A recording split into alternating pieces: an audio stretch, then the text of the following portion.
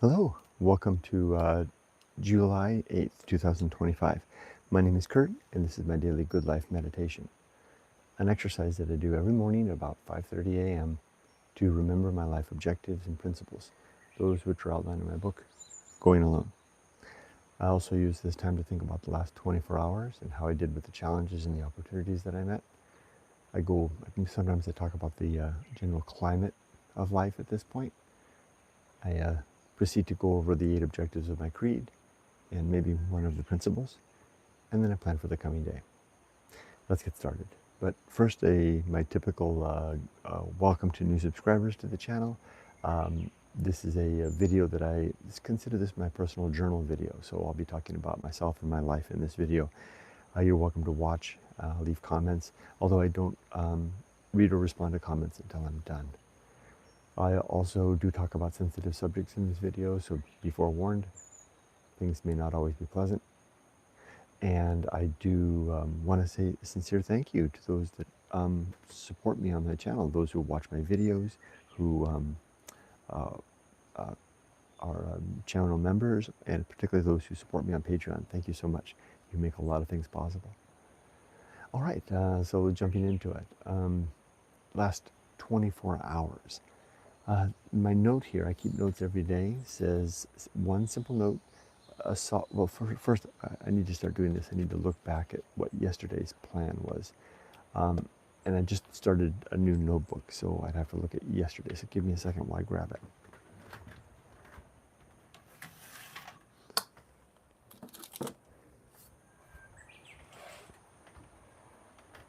Oh, yesterday's note simply says flea market. That was all. It was Sunday, so I didn't hold myself to any work-like items. So I needed to go to the flea market. It was a successful day. Mostly it was a fun time with my wife and my sister-in-law, Yoko. And yesterday preceded the first part of the day, climate-wise, life climate-wise. I still felt like Superman. Saturday was an amazing day. I really felt strong and capable all day long. Very energetic and ambitious day. Sunday felt mostly the same through the morning, and then in the afternoon at the hottest part of the day, 38 degrees. Let's check the temperature right now, actually.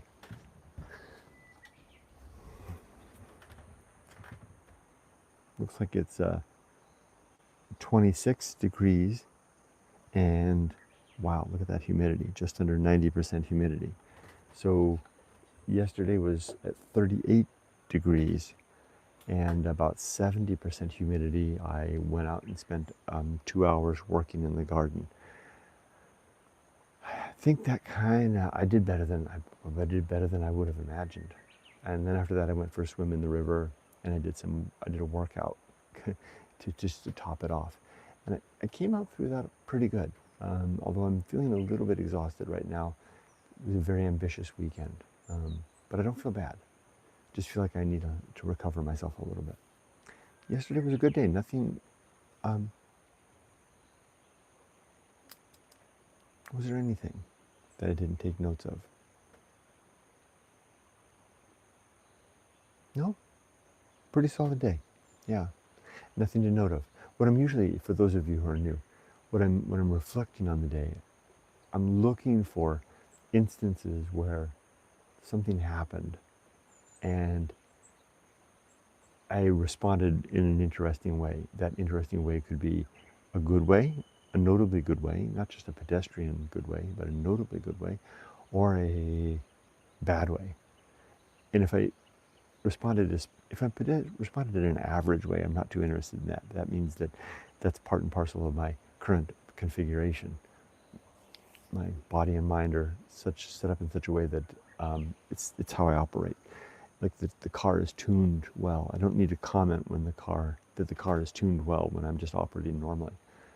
But I'm very interested when I'm tuned poorly, or when I'm tuned exceptionally well, when something happens and I really handle a challenging situation well, because I want to make note of that and spot and identify what elements of my creed, if it's my creed that I can attribute, assisted me in having that good reaction, so that I can tune it and do more of that, tune my life to do more of that. Or sometimes And this hasn't happened in years, but sometimes something will happen that will be grounds for a whole new principle, or in some cases, very, very rarely, a whole new objective. That hasn't happened in many years. That's why I think my creed is becoming rather mature and complete, because the continued exercise of my life doesn't yield new objectives and principles seemingly anymore. Just refinement of my own application of these to my daily life. So there wasn't anything really that I can think of yesterday that was of note. So on to the creed. My creed, as I said, consists of 8 objectives and 35 principles, all of which you can read in my book, Going Alone. You don't need to buy a copy. You can look it up at goingalone.org. I'm going to go over the 8 objectives now. At minimum, I'll just say those objectives' name, which is all I need to do. If I want to, I can go into more detail. There are 8. Sometimes I stumble at number 6. Let's see if I can get through this without stumbling at number 6. Number 1 is to be always ready to die, to have my affairs in good shape, my life's work in a satisfactory state, if not complete, and my relationships in also a good shape, that I don't have anybody that I need to patch any sour words with. My brother just texted me, just as I was starting this, so I haven't had a response to him. I would like to get that response out before I die, so I guess that's one. I'll do that after this. Second objective is to make a good and effective use of my time so that I don't waste my life, my days, and thus my life. 3, to develop and maintain good and sound life principles, which is exactly what I'm doing every day when I make this video. I'm working on my objectives and principles and applying them to my life. It's a reciprocal thing. Tune, apply, tune, apply. Number 4 is to cultivate good emotional reactions so that I respond well when things go south. Like, for example, I'll give you an example. So I listed this item in my store yesterday. I have a little online antique business, and this is a Daruma figure, founder of Zen Buddhism. I listed this in the store. I got a comment on the video. I was just responding to comments before I started this video. I got a comment on the video telling me that my Daruma doesn't look like someone else's Daruma. And the tone of the comment was that this isn't actually Daruma, because that other person's statue has a big fat belly and is surrounded by children. And so the tone like I said, the tone was that this isn't Daruma. Well, that was interesting to me, because my visceral response to that is, well, congratulations, that person might have an interesting Daruma that I've never seen. The description of the fat belly makes me think it's more of a Buddha statue surrounded by children. Could be a Daruma, could be a Mizoko Daruma, which is a Daruma surrounded by children. But I was a little put off by the seeming suggestion that this wasn't Daruma, which it clearly is. But I remember, this is objective number 4, is the cultivation of good emotional reactions. So I felt the emotion rise, the kind of the insult, so to speak, the affront of claiming that this wasn't Daruma, and then what seems like the mistake of attributing Daruma status to what might be a Buddha statue. It's like someone, it rose out of me. It rose in me. I felt it rising, and this is the important part, right? I'm not interested in sharing the story by way of sharing the story. I'm interested in sharing with you how I applied my principles to this and my objective towards this. It felt it's like a feeling that, for me, when I feel affronted, it rises like from my gut, and it rises up, and I can feel it. And I immediately applied #Temperance, which is one of my principles, to control that, to stop it from rising, because the idea is that if it rises far enough and it gets to here, then it will come out. And I'll write something like a comment that would say, I think you've got a Buddha statue there, buddy, or something like that, right? I stopped it. I stopped the feeling, held it on with temperance. Then I applied reason, which is usually, this is how this always goes. It's always temperance followed by reason, to think about it and say, well, the person's description of their statue sounds like a little like Buddha given the fat belly, Buddha statue. But with the children, I guess that could be Jizo. There is a type of Jizo, I'm talking to myself now, that has children. Maybe it's a musical Jizo. So then I used reason to kind of think it through. And then I crafted a response, which was basically, thank you for sharing about your statue. You know, just leave it at that. And a smiley face. So this is an instance of utilizing my one principle, temperance, and another objective, good emotional responses, to moderate and control my reaction to what's happening in the world around me. Also recognizing hashtag limits, operating within true limits. That's principle. That's objective number 6. Actually, the one I keep forgetting. To recognize what is and what is not within my control. It's not within, all I can go off of in responding to that person's comment is the few words that were in the comment. I can't see a picture of what they've got, so I just have to recognize what I can and what I can't do, and I can't control what that person's been told about the statue that they have or the response. You know, and then also hashtag time. What good use is it to spend a lot of time, you know, thinking about, you know, that comment, when the best thing I can do is thank them for watching my video, for leaving a comment, and move on. So good hashtag good use of time, right? So I utilized a lot of principles and objectives there in combination to control my emotions, craft a response, exercise that response, and move on. That's worth noting. Number 5, fifth objective, is to perform good actions relative to my creed.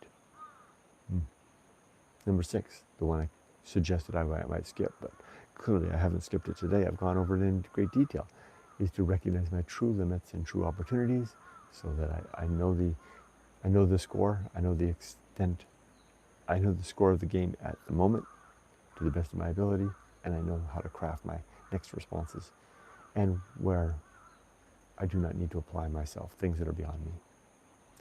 Number 7 is to do just one thing at a time, and do that thing slowly, deliberately, and carefully.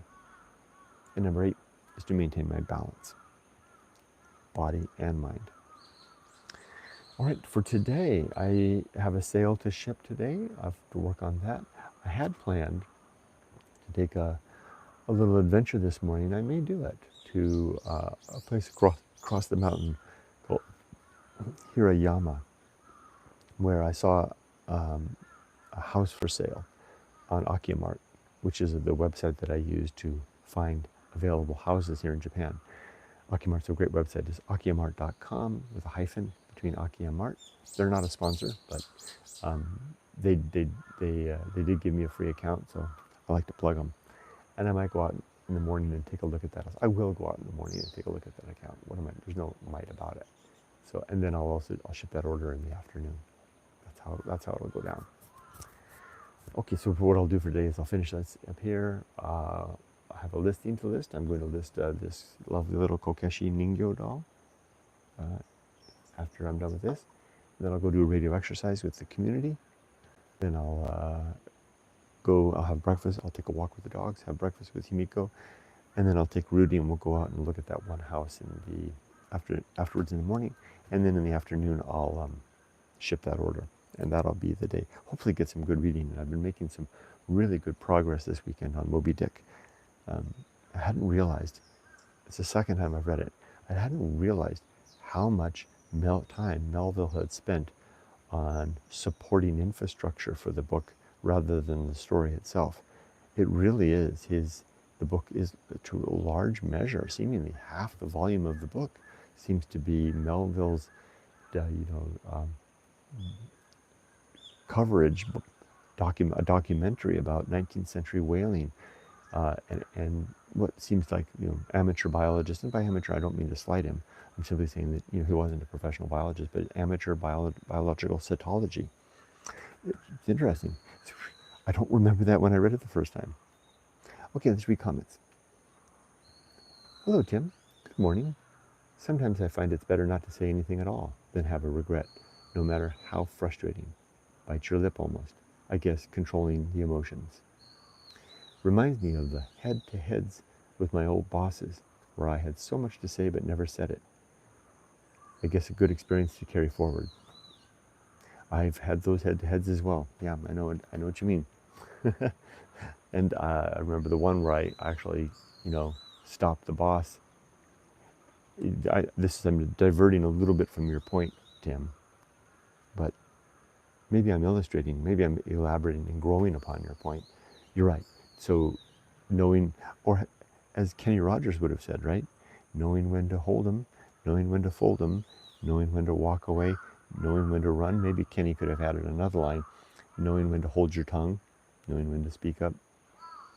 I promised you an anecdote. You've heard it before, perhaps, because I've said it before several times in this exercise.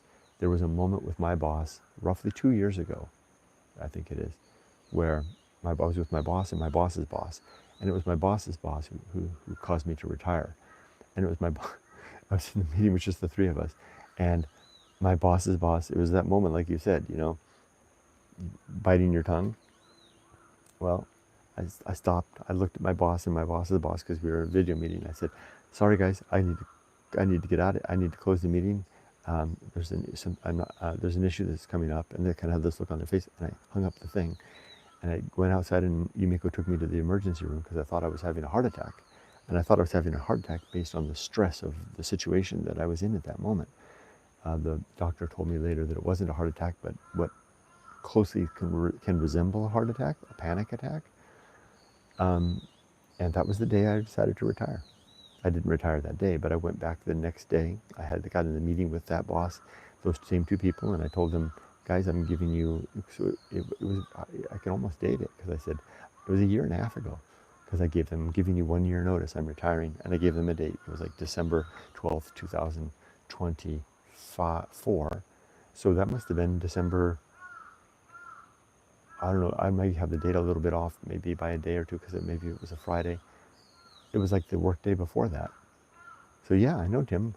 Sometimes you control that emotion, and sometimes you use reason. I guess that's the case where I used hashtag temperance to control I didn't blow up at my boss or my boss's boss. I said temperance to control the emotion, reason to decide I'm having a heart attack, I need to get the hell out of here. Effective communication to tell them I was leaving, ask me and my wife to take me to the hospital, etc., right? I don't need to go through all of that, but you get the point. Point well taken, Tim. Thank you, as always, for sharing your insightful observations. Hi, Evelyn. Wonder if your boss's boss changed her ways after that incident. I don't think so. She's gone on to be promoted, and I really shouldn't talk about this in a public setting, because usually I don't. But it's been a while. Hey, I'll just say this. She's gone on to be promoted, and I wasn't the only one. Everybody, including my boss, suffered the same way, and others were contemplating retirement or quitting their job and finding another job just to get away from this person. She's since been promoted, and which would have been good for me if I had stayed, because that would have been taken her one level higher above, and there would have been a little more, barrier. But I'm sure that stuff would have filtered down to my level. Enough said. I'm not going to talk anymore about disparage my former employer anymore. Tim says, that's exactly what happened to me in a Teams meeting with my boss. I had to leave the meeting with him rather than blow up with him. So you know the experience. Yeah. I was afraid.